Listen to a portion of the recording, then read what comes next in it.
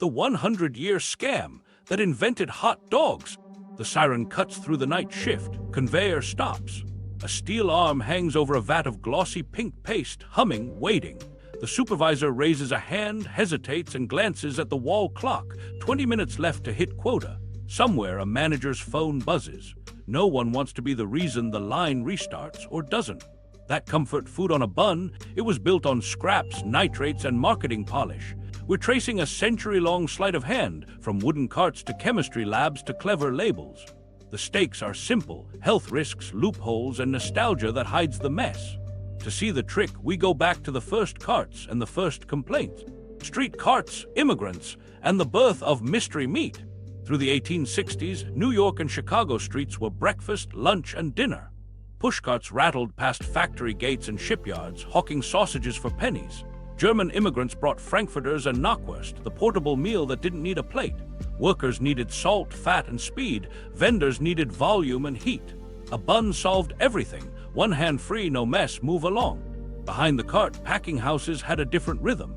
Cattle and hogs went in as animals and came out as parts, then trimmings, then scraps. What didn't make a tidy roast or chop was too valuable to toss. It became sausage.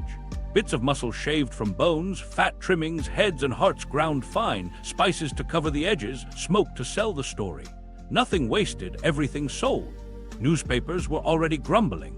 Sausage frauds, they called it when vendors stretched meat with stale bread or suspicious fillers. Warm summers without refrigeration turned carts into roulette wheels. People got sick. City boards scolded, then shrugged because the demand didn't slow. A salty, handheld meal for a nickel was hard to argue with when rent ate the rest of your pay envelope. The sausage took on an American job: feed the line. German butchers had guilds and rules. The American market had margins and crowds. Under price pressure, quality drifted. Meat got leaner at the butcher counter and fattier in the grinder. Spices got louder. Labels stayed quiet. You tasted garlic, smoke, pepper. You didn't taste sourcing. You weren't supposed to. Meanwhile, the cart had its own theater. A vendor in a bowler hat, steam flicking from a tin boiler, the sizzle of water on metal, the clang of tongs. He'd crack a bun, pull a sausage from the bath, swipe mustard, and slap it into your palm before your boss noticed you'd slipped out. It felt clean and hot and safe, even when it was. The show was part of the taste. What nobody knew at the time was how quickly scale would harden these habits. When railroads stitched cold cars to slaughterhouses, sausages could move farther and last longer. That helped the cart and the factory. It also spread the mystery. A frank bought in Boston might have started as a hog in Iowa, scraped into a barrel in Chicago, and blended with something from Nebraska, then rerouted by a broker with an eye on price, not provenance. Pure started showing up in advertisements long before it had a definition. Bakers slipped rice flour into bread, brewers watered beer, and sausage makers had their tricks. A sprinkle of potato starch here, a gulp of extra water there. If no one died, the city moved on. When someone did, there were editorials, and then again, silence. The pattern took root: scare, promise, forget, repeat.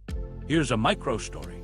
A newsboy in 1898 counts his coins, buys a franc, and bites in before it cools. He barely notices the grit, bone dust, maybe, or ground spice husk. He sells the final stack and doubles back for another. He'll remember the taste more than the queasy stomach he'll have later. The vendor will remember the rush more than the complaint he'll hear tomorrow. The factory foreman will only remember numbers. The craft divide widened.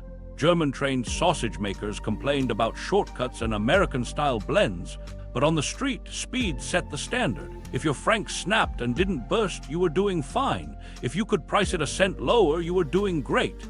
Quality took the hit. It would keep taking the hit. Meanwhile, the language of trust attached itself to ritual.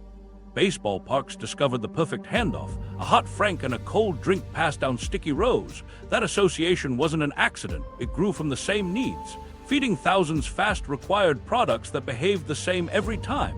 A sausage that could sit hot and stable through the seventh inning needed help, ingredients, and process. The audience just tasted mustard and a win. Early spoilage scares pushed cities to tighten rules, then loosen them again when enforcement got expensive. Vendors learned routes to dodge inspectors. Packing houses learned which words to print and which to avoid. Frankfurter sounded continental, sausage sounded ordinary, mystery meat was for jokes and rival papers, but the mystery was real. You didn't know what was inside and you weren't meant to ask. Demand grew, and with it, new factories. Steam-powered grinders, brine pumps, and smokehouses stacked on the edge of stockyards, pushing product through by the ton. Sausage became the outlet for everything that didn't fetch a better price elsewhere. If a butcher shop couldn't sell a cut quickly, the grinder could. If an animal didn't look like the picture in a cookbook, it became lynx. Profit hid in the casing. There was one problem: as volume rose, consistency slipped. Some weeks the batch ran too lean and crumbled. Other weeks it burst in the kettle. Spices fluctuated, casings tore, and customers noticed. To restore order, factories leaned on two levers: process and additives. Both were still crude. Salting schedules, smoke density, ice usage. The canvas was there, but the paint needed chemistry. Public frustration simmered. A few reformers pushed for broader standards, lumping sausage with milk and medicine in the push against adulteration. But the political heat really rose only when writers dragged readers inside the plants. And once the door opened, everything changed.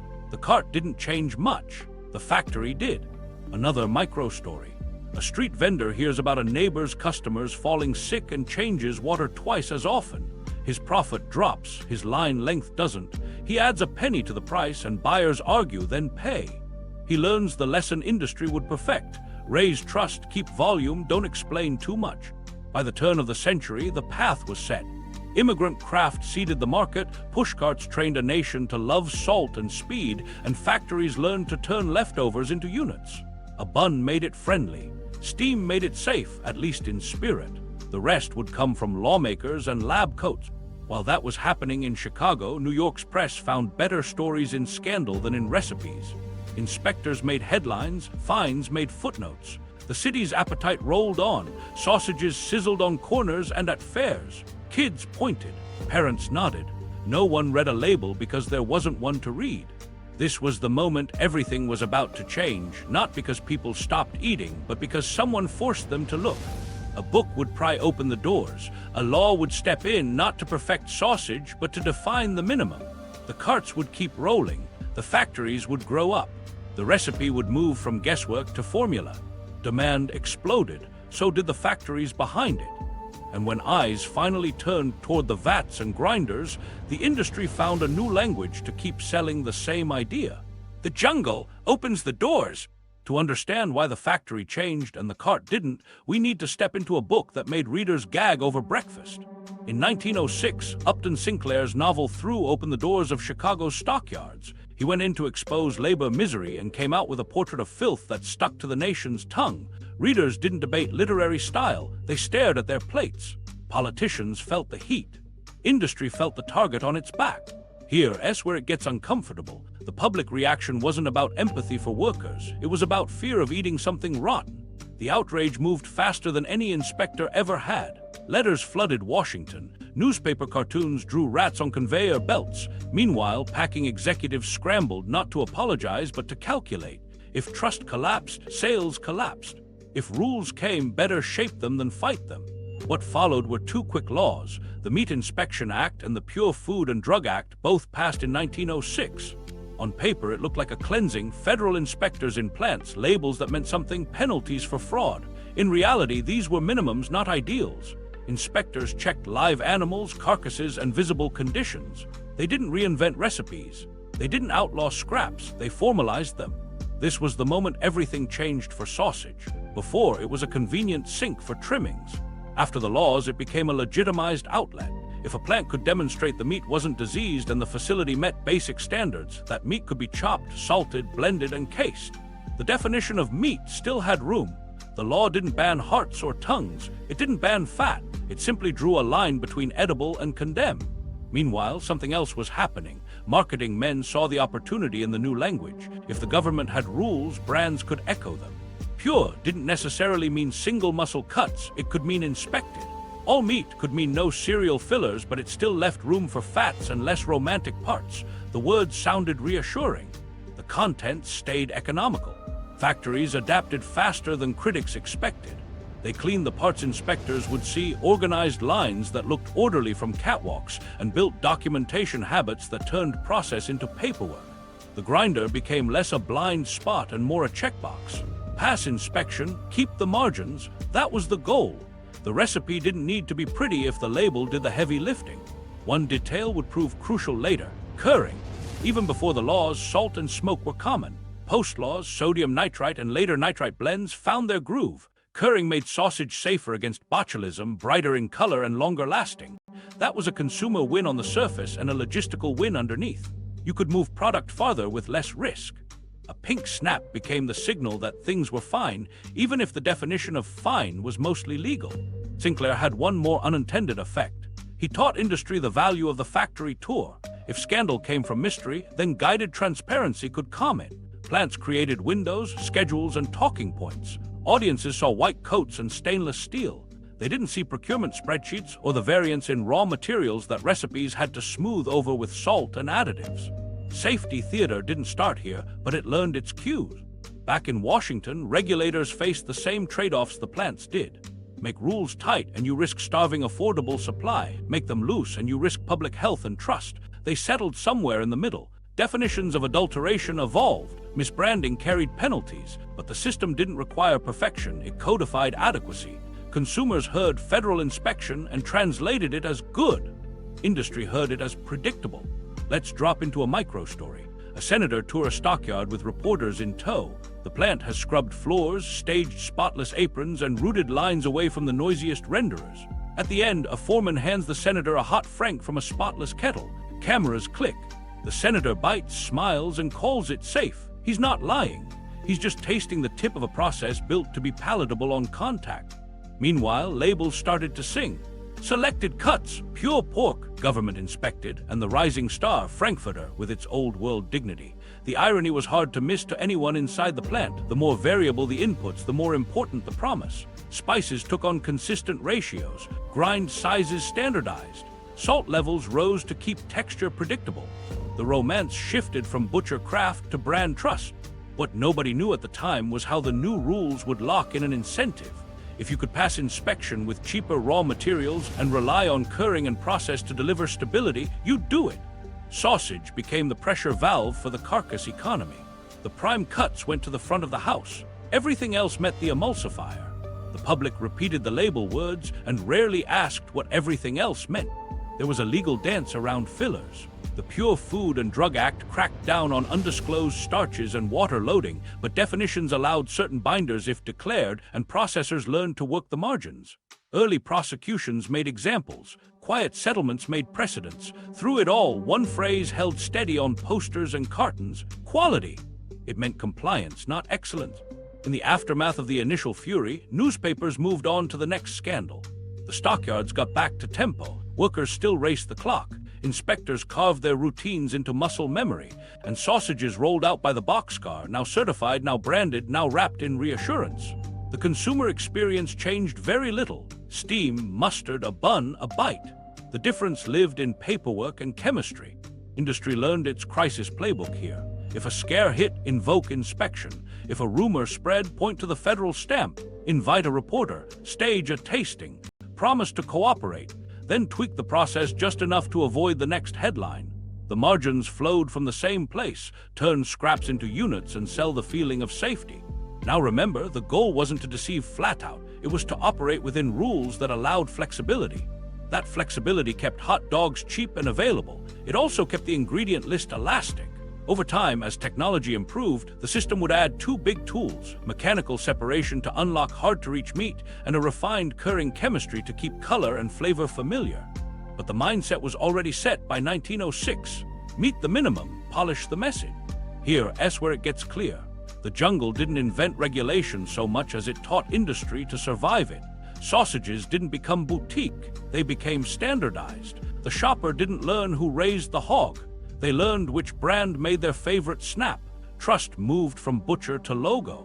With rules in place and the dust settled, chemistry stepped in to smooth the rough edges. Color would signal safety, cure would battle microbes, and later, texturizers and emulsifiers would tame every batch into the same bite. The door was open, the playbook was written, and the pink would carry the promise forward. Chemistry of a hot dog, nitrates, color, and safety theater. To understand why a hot dog looks the way it does, start with a problem every sausage maker feared: botulism. In low-oxygen, moist sausages, the wrong bacteria can flourish. Sodium nitrite became the quiet guardian. A small dose pushes back against Clostridium botulinum, and at the same time it reacts with meat pigments to lock in that familiar cured pink and a subtle, tangy flavor. Safety, color, and taste, one ingredient working three jobs. Now remember, shoppers can't see microbes, but they can see color. Over time, that rosy hue turned into a shorthand for fresh and safe, even though it's really cured. Nitrite binds to myoglobin in the meat, forming compounds that survive cooking and keep the hot dog looking lively instead of gray. That visual cue does a lot of trust building at the shelf. A dull, brownish sausage might be perfectly fine, but it reads as tired. Pink says dependable. Here's where it gets tricky. When nitrites meet high heat and certain amino acids, they can form nitrosamines, compounds linked to cancer risk in lab settings. That risk shaped policy. Regulators didn't toss curing out, they set limits and required safeguards. Processors added ascorbate or erythorbate, vitamin C relatives, to the mix because they inhibit nitrosamine formation during cooking. So the modern hot dog is a balancing act. Just enough nitrite to protect against botulism and deliver the cured character, plus an antioxidant buffer to keep the chemistry from going off script. Inside plants, nitrite use is measured in parts per million, and it's not a more is better situation. Too little and you risk safety and color instability. Too much and you blow past legal thresholds and invite harsher reactions in the cooker. The line workers do narrate the chemistry. They follow tight formulations. Batches are logged, brines are standardized, and color development is watched as closely as temperature curves. The pink isn't an accident, it's an outcome. Meanwhile, something else was happening in the labeling aisle. Consumers started side-eyeing sodium nitrite on ingredient panels, especially as health conversations heated up. Brands didn't want to lose the look or the protection, so a workaround gained steam: celery powder. Celery and certain other plants naturally contain nitrates. If you ferment that juice or powder, bacteria convert nitrates into nitrites. Add it to meat and you've delivered the same reactive molecule, nitrite, through a natural source. Labels shifted to no added nitrites or nitrates, with a footnote, except those naturally occurring in celery powder. The chemistry stayed, the phrasing softened. From a science perspective, the reaction pathway is similar. Nitrite meets myoglobin, forms nitric oxide, myoglobin sets the color. But from a marketing perspective, Uncured felt safer to shoppers even if the product still behaved like a cured meat. This is safety theater in label form. The process controls remain. The antioxidant buffers remain. The dose targets remain. Yet the word uncured suggests a gentler process.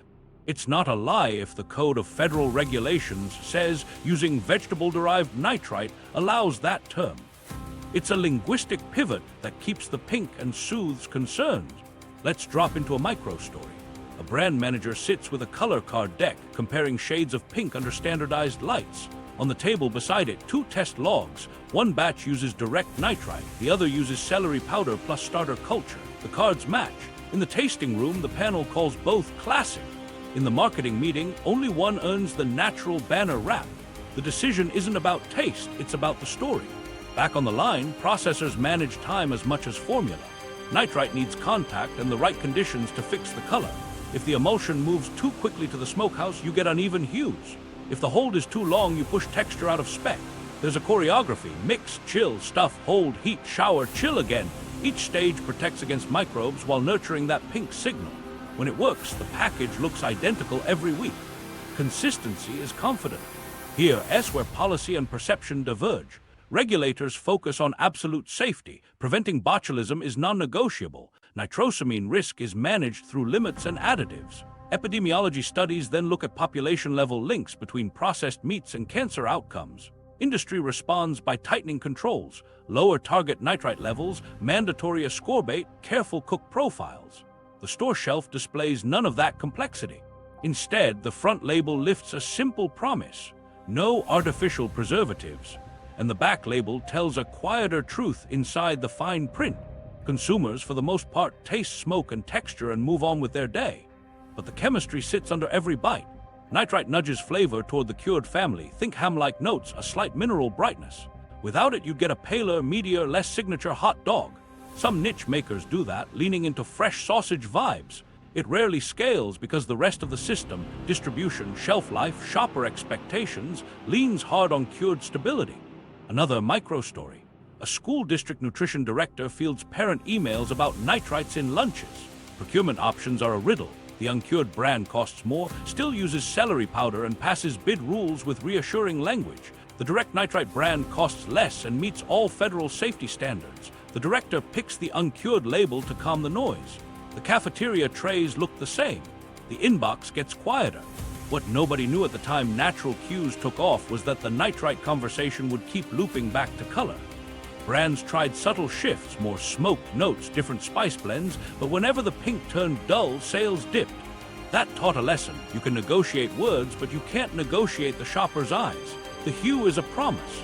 Break it, and you lose a Saturday cookout. There's a second piece to the safety theater. The cook. Companies tout fully cooked for safety, which is true. Hot dogs are pasteurized in the plant, but then advise reheating at home.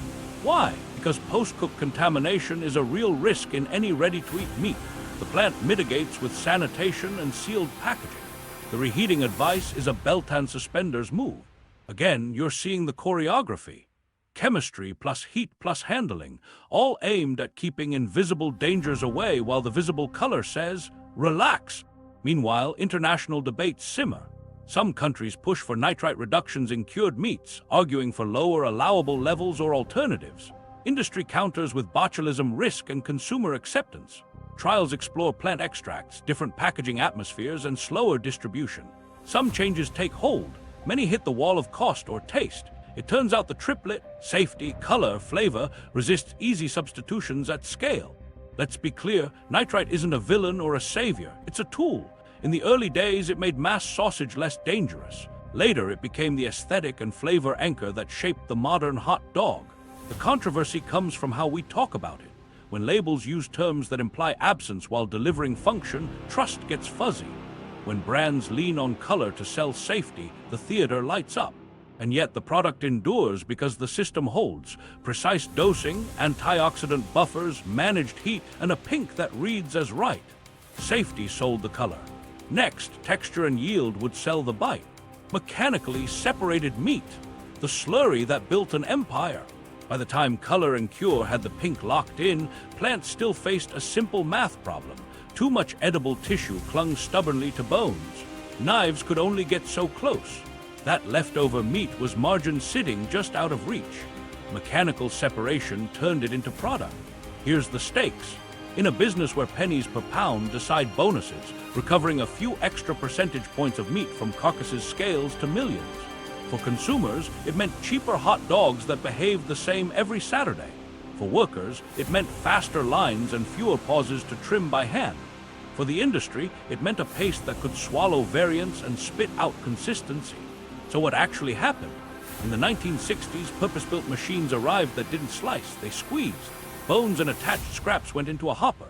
Under high pressure, the mass met a perforated screen or auger. Soft tissues, tiny muscle fibers, fat connective proteins flowed through. Hard materials, bone, large cartilage, stayed behind. The output wasn't ground like burger.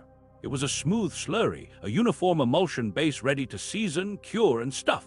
This was mechanically separated meat, MSM. Meanwhile, something else was happening on the accounting side. Once you had a stream of MSM, you could design hot dogs around it. No more gambling on tomorrow's trim mix.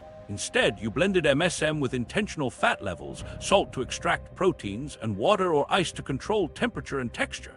Smoke, flavor, and spices brought the profile back into the familiar lane. The eater didn't meet a bone, they met a uniform bite. The immediate impact was scale. Plants could run harder with fewer knife stations and less skilled trimming. Yield climbed, inventory planning simplified. A pound of bones became ounces of sellable paste. That efficiency didn't just pad margins, it set a new baseline. Competitors without MSM capacity were suddenly too expensive or too inconsistent. The slurry changed the floor of the market. There was a catch: texture. Traditional grinding leaves muscle fibers relatively intact. MSM shears them smaller, and the slurry includes more connective proteins. That's why the process leaned on salt, phosphates, and mixing energy to build a stable protein network, trapping fat and water so the hot dog sliced clean, snapped lightly, and didn't weep in the package. If you've ever wondered why one brand bleeds water in a cold skillet and another stays tight, the emulsion build is the reason. Here's a micro story. A plant manager watches the pressure gauge on a separator creep up.